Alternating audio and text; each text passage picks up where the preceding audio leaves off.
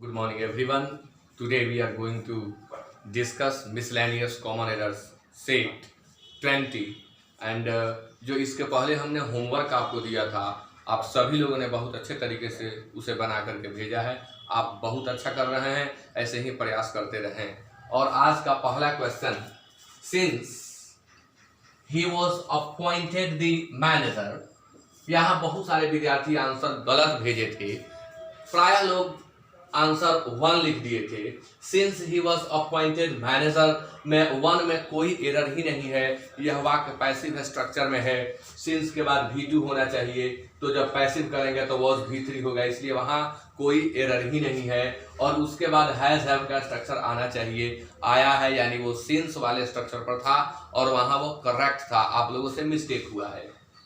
और यहाँ द को हमने क्यों काटा, तो आर्टिकल में मैं एक रूल पढ़ाया हूं कि appoint, elect, select, declare, crown, make के बाद कोई भी नाउन आए आर्टिकल का प्रयोग नहीं होता है।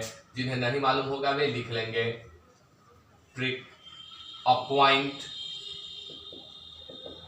Elect, select, declare, crown, make plus no article plus noun.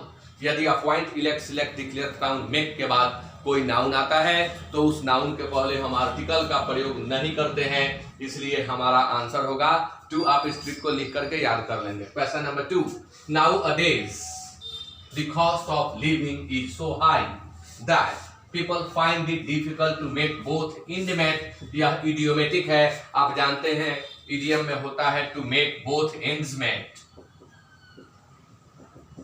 To make both ends meet, मुश्किल से 2 वक्त की रोटी जुटा पाना, मुश्किल से भरण पोषण कर पाना।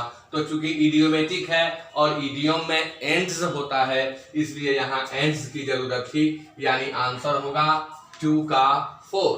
Question number 3 is, we were happy that the audience responded well and gave all the speakers a patiently listening। यहाँ समझने की चीज है, लिसनिंग नाउन का काम कर रहा है, पेशेंटली बीच में आया हुआ है और फिर उसके पहले ए आया है, यानी ए का पैटर्न यह बता रहा है कि यहाँ ए है और इसके बाद वो जो आया हुआ है एडजेक्टिव होना चाहिए था और फिर लिसनिंग जो है वो नाउन का काम कर रहा है, यानी यही इसका पैटर्न है। ए या एन होता है, फिर एडजेक्टिव होता है और फिर नाउन होता है। तो पेशेंटली लिसनिंग गलत है। लिसनिंग जब नाउन का काम कर रहा है तो इसके पहले एलवाई वाले शब्द यानी एडवर्ब का प्रयोग नहीं होगा। यहाँ पेशेंटली के जगह पर हमें पेशेंट लिखना होगा, क्योंकि किसी नाउन की विशेषता में हम एडवर्ब का नहीं एडजेक्टिव का प्रयोग करते हैं। और पेशेंट शब्द जब रोगी के अर्थ में आता है तब यह नाउन होता है, और यह जब धैर्यवान के अर्थ में आता है तब यह एडजेक्टिव होता है। तो यहाँ पर एडजेक्टिव चाहिए था, इसलिए पेशेंटली के जगह पर पेशेंट होगा। Now question number 4, we are now really learned that he was involved in the bank robbery। अब हम लोग बिल्कुल यह जान चुके हैं कि वह बैंक रॉबरी में संलिप्त था। अब हम लोग बिल्कुल जान चुके हैं, यानी स्ट्रक्चरल यह कॉमन एरर है। तो आर के जगह पर यहाँ हमें हैव का प्रयोग करना होगा। दुविधा का कारण नाउ था, सोचे होंगे नाउ लगा हुआ है। कभी कभार नाउ का प्रयोग प्रेजेंट परफेक्ट टेंस में भी होता है, जैसा कि मैं हिंदी बता रहा हूँ कि अब हम लोग यह विश्वसनीय तौर पर जान चुके हैं कि वह बैंक रॉबरी में संलिप्त था। तो अब जान चुके हैं, इसलिए यहाँ आर नहीं हैव होना चाहिए था। यहाँ वर्ब 3 ऑलरेडी दिया हुआ है। Now question number 5 is, the notorious gang open the door quietly. Notorious gang ने डोर को क्वाइटली खोला, चुपके चुपके खोला, and escaped in the dark, और वो अंधेरे में भाग निकले, with whatever they would collect. यहाँ मॉडल वर्ब का प्रॉब्लम है, जो कुछ उन्हें मिला, जो कुछ वो कलेक्ट कर पाए उसे लेकर भाग गए। तो दे वुड कलेक्ट नहीं, वे कर पाए, यानी मॉडल वर्ब का यह एरर है, इसलिए वुड के जगह पर हमें कुड का प्रयोग करना होगा। वुड यहाँ गलत था। Question number 6 is, thanks to an insight and persistence of the local doctor, hundreds of victims have been able to resume to normal life.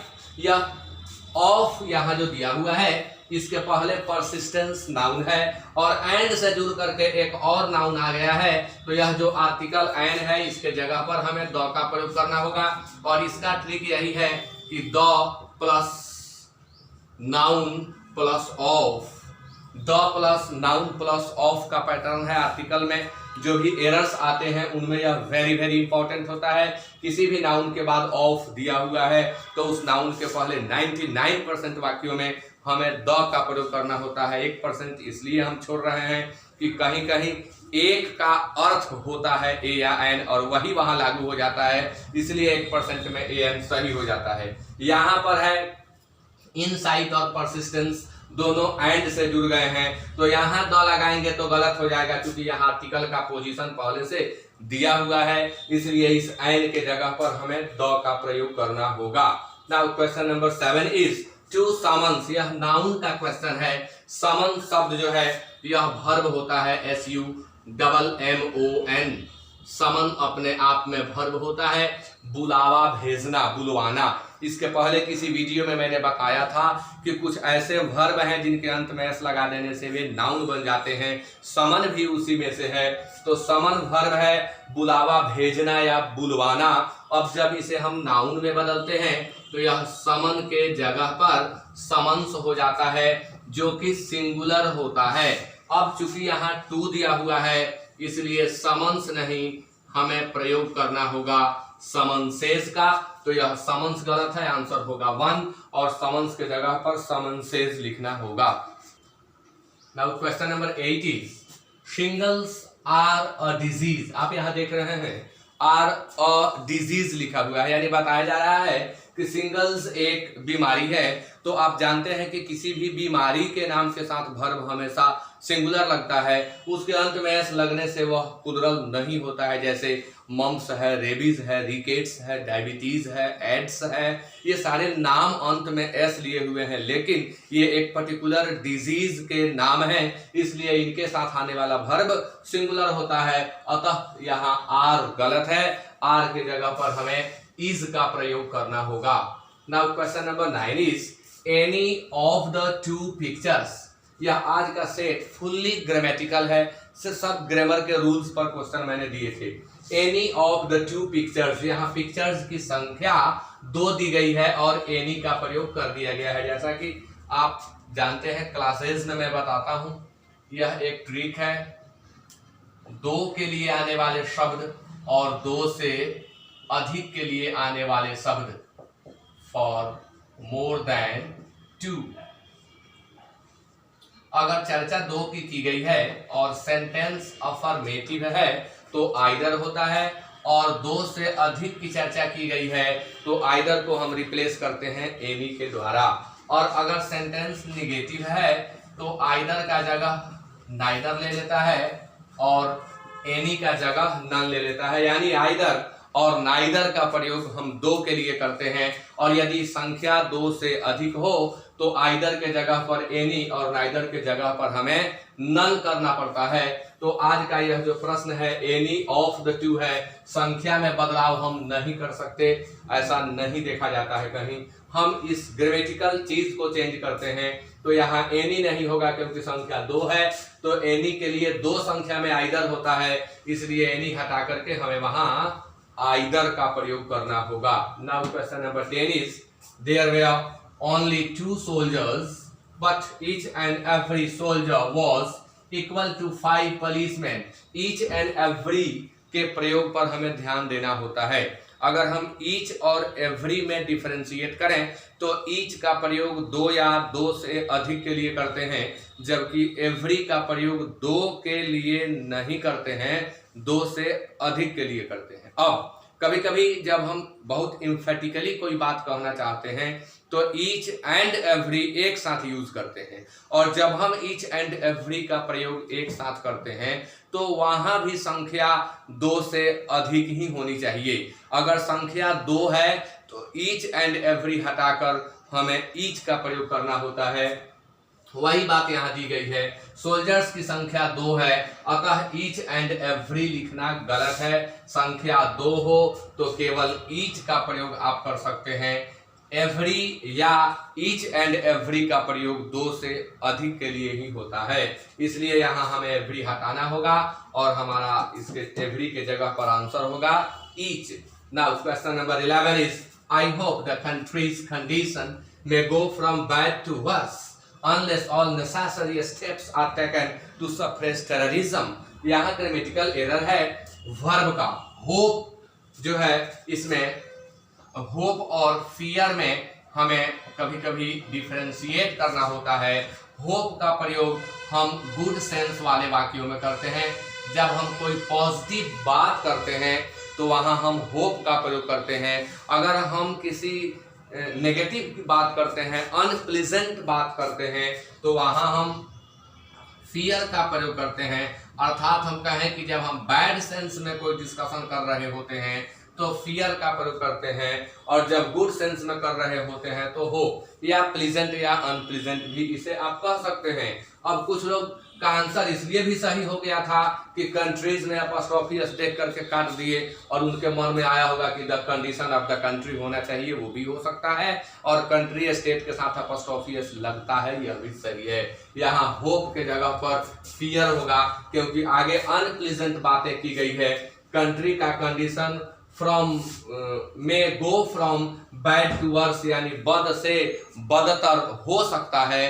तो जब बद से बदतर हो सकता है, यानी हम यहाँ अनप्लीजेंट स्टेटमेंट दे रहे हैं, और अनप्लीजेंट स्टेटमेंट जो भविष्य में होने वाला है उसके प्रति हम उम्मीद नहीं करते हैं, हम उससे डरते हैं। इसलिए यहाँ होप के जगह पर फियर होना चाहिए था। यह मैं प्रिंसिपल वर्ब के अंतर्गत पढ़ाता हूँ। Now question number 12, although she only earns 10,000 rupees a month, she manages to support her family।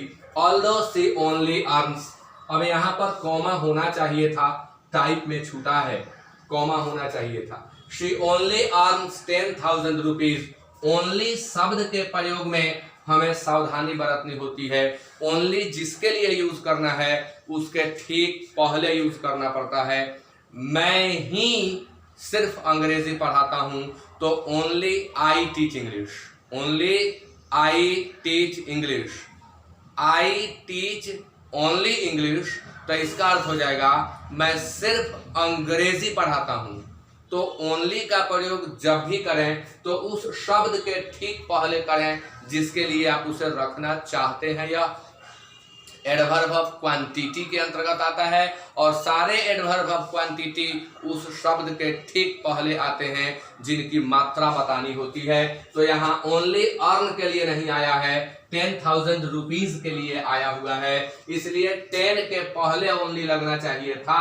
लेकिन यहाँ एरर नहीं देंगे, हम एरर वहां देंगे जहां ओनली लगा हुआ है, इसलिए आंसर होगा 1, और इसका सही रूप होगा although she earns only 10,000 rupees a month।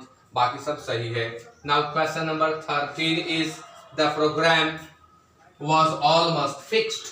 Programme लगभग तय था, and it was my friend's insincerity। लेकिन यहाँ अर्थ में आ रहा है, जबकि यहाँ और यानी एंड लिखा हुआ है। तो जब हम एक ही तरह की बात करते हैं तो एंड का प्रयोग करते हैं। अब बात विपरीत कर रहे होते हैं तो कंजंक्शन एंड गलत हो जाता है, उसके बदले हमें वहां बट का प्रयोग करना होता है। यहाँ भी बात विपरीत की जा रही है। प्रोग्राम लगभग फिक्स था, and it was my friend's insincerity that upset the whole thing. Friend के इनसिंसियरिटी के निष्ठाहीनता के चलते सारी चीज अपसेट हो गई, तो वहां और कंजंक्शन सूट नहीं करेगा लेकिन करेगा, इसलिए एंड हटा करके हमें वहां बट का प्रयोग करना होगा। Now question number 14 is the lonely traveller puzzled when he saw the footprints on the sand। the lonely traveler puzzled। Lonely traveller ने पजल कर दिया या वह पजल हो गया।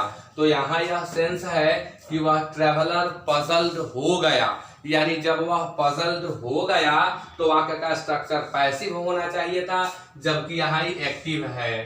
तो the lonely traveller was puzzled करेंगे तो यह वाक्य सही होगा। यहाँ जरूरत पैसिव वॉइस की थी, जबकि यह एक्टिव में लिखा गया है, इसलिए गलत है। तो यहाँ हमें वॉज का प्रयोग करना होगा। क्वेश्चन नंबर 15 है, nowadays he is living in foreign but his parents still live in India. यह क्वेश्चन जो है आंसर इसका 2 होगा।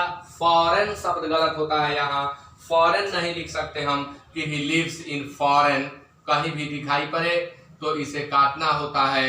ही लिव्स इन फॉरेन नहीं लिखते हैं, हमें लिखना होता है in a foreign country, in a foreign country, या हमें लिखना होता है अब्रोड। वह विदेश में रहता है को हम 2 तरीके से कहें, ही लिव्स अब्रोड या he lives in a foreign country. तो यहाँ पर यही गलत था, केवल फॉरेन का प्रयोग गलत है। वहां हम या तो लिख सकते थे कि nowadays he is living in a foreign country या nowadays he is living abroad. Okay, now question number 16 is, two recent incidents amply illustrate about, यहीं पर एरर है। आपको पहले हम बता चुके हैं कि डिस्कस, डिस्क्राइब, इलस्ट्रेट के बाद अबाउट का प्रयोग नहीं करते हैं। कहीं भी डिस्कस, डिस्क्राइब, इलस्ट्रेट आए तो इनके बाद आप अबाउट का प्रयोग न करें, इसलिए आपका आंसर होगा 2।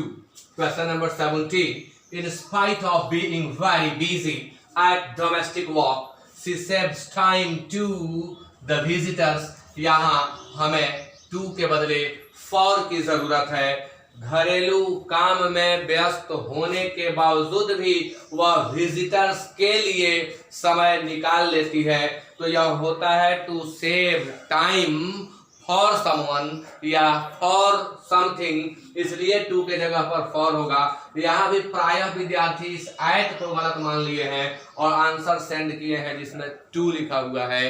तो बिजी के साथ एट डोमेस्टिक वर्क, अगर बिजी के बाद वर्क के साथ एट दिया हुआ है तो आप इसे न काटें। हालांकि नियम के मुताबिक अगर हम देखें तो बिजी के साथ प्रेपोजिशन विथ लगता है और इसके बाद या तो जेरंड आता है या नाउन आता है।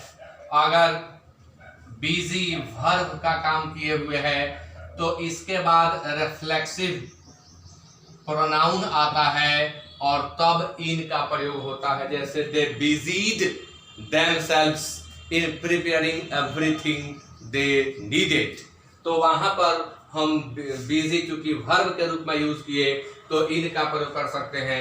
यदि बिजी का प्रयोग हम एडजेक्टिव के रूप में कर रहे हैं तो हम विथ या इन का प्रयोग करते हैं, कभी कभार इन भी लगता है, लेकिन अगर आपको सेलेक्ट करना है तो बिजी के बाद विथ सेलेक्ट करें। अब अगर यहाँ ये मेजर प्रॉब्लम नहीं रहता तो हम भी इसी को काट देते, लेकिन यहाँ एक मेजर प्रॉब्लम है और स्पष्ट दिख रहा है टू सेव टाइम और समवन या समथिंग होता है, इसलिए हम लोग इसे सेलेक्ट करेंगे और इसे इग्नोर करेंगे। नाउ क्वेश्चन नंबर 18, 19 और 20 आज का आप लोगों के लिए वर्क होगा। आप लोग उसे बनाएंगे और बना करके आंसर को, जैसा कि आप रोज भेज रहे हैं, बहुत सारे मेरे विद्यार्थी हैं जो बहुत ही सिंसियर हैं, हम रोज रोज नाम लेना उचित नहीं समझते हैं, तो बहुत अच्छा आप लोग कर रहे हैं और आप यूं ही रेगुलर पढ़ते रहें और अपने आंसर्स कमेंट बॉक्स में भेजते रहें। इससे मेरी भी प्रतिबद्धता होती है और आपकी भी प्रतिबद्धता का पता चलता है आप क्या कर रहे हैं। तो ये 3 आज के होमवर्क हो गए। अब जो पहले सेट 19 के 3 क्वेश्चन होमवर्क के रूप में थे, मैं उन्हें एक्सप्लेन कर देता हूँ। सबने आंसर सही भेजा है, 1-2 लोग लिखे हैं यह क्वेश्चन समझ में नहीं आ रहा है, कोई बात नहीं, आप देखिए। Our rich man to say the list didn't advance the moral struggle of passive resistance as much the poor as much positive degree में होता है। तो जब हम वाक्य पॉजिटिव डिग्री में लिखे हुए हैं तो एज मच के बाद भी हमें एज लगाना था, तब यहाँ पॉजिटिव स्ट्रक्चर फिक्स होगा, इसलिए एज नहीं रहने के चलते इसका आंसर हुआ 4। 19 में such a life as this is far conducive. Far जब आप वाक्य में यूज कर रहे हैं तो फार के बाद या मच के बाद हमेशा हम कंपैरेटिव डिग्री का प्रयोग करते हैं, तो इसलिए कंड्यूसिव के जगह पर कंपैरेटिव करना होगा कंड्यूसिव का, और हमारा आंसर होगा मोर कंड्यूसिव, इसलिए आंसर होगा यहाँ 2। 20 नंबर क्वेश्चन है, I am not one of those who believe everything. I hear के जगह पर हमें दे हियर लिखना होगा, आई के जगह पर हमें दे का प्रयोग करना होगा, क्योंकि one of those who believe यानी यहाँ दोज के बदले हमें सब्जेक्ट का प्रयोग करना है, आई के बदले नहीं, इसलिए दोज के बदले जब हम सब्जेक्ट लगाएंगे तो वो आई नहीं होगा, दे होगा। तो इसी के साथ आज का यह सेशन हम समाप्त कर रहे हैं। 20 सेट कॉमन ईयर में, मिसलेनियस कॉमन ईयर में हम लोग बना लिए, जिसमें बहुत सारे प्रीवियस ईयर क्वेश्चंस थे, बहुत सारे मॉडल क्वेश्चंस थे और बहुत सारे ऐसे सेलेक्टेड क्वेश्चंस थे जिनके द्वारा आप अपने ग्रामर के पॉइंट्स को क्लियर कर सकते हैं। तो अब इसको मैं समाप्त करता हूं। 20 एरर के सेट को कंप्लीट करने के बाद अब अगले सेट से हम सेंटेंस इंप्रूवमेंट देंगे और रैंडम टेस्ट होगा। जो ग्रुप है उस ग्रुप में हम टाइमिंग बता देंगे, इतने बजे क्वेश्चन डालेंगे और इतने बजे तक आपको आंसर डाल देना होगा, और उसके बाद जो लोग आंसर डालेंगे उनका आंसर चेक नहीं किया जाएगा। तो रैंडम टेस्ट ले करके और उसके बाद फिर हम सेंटेंस इंप्रूवमेंट स्टार्ट करेंगे। So thank you very much.